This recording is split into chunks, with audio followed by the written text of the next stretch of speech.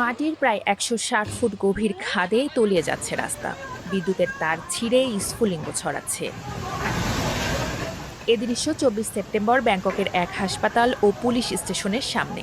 দুসিক জেলার সামসেন রোডে তৈরি হওয়া প্রায় ৯০ ফুট চওড়া এই শৃঙ্খলটি দেখে আতঙ্কে পালাতে থাকেন সেখানকার রোগীরা। কর্তৃপক্ষ জানিয়েছেন, ধসের সময় রাস্তা সংস্কারের কাজ চলছিল। একটি ক্ষতিগ্রস্ত পানির পাইপ মাটির ভেতরের অংশকে দুর্বল করে ফেলেছিল বলেও ধারণা করা হচ্ছে। প্রাথমিক তদন্তে দেখা গেছে, নির্মাণ কাজের কারণে মাটির ভেতরে ফাঁপা জায়গা তৈরি হয়েছিল। এরপর মাটি ক্রমাগত বসে যেতে থাকে।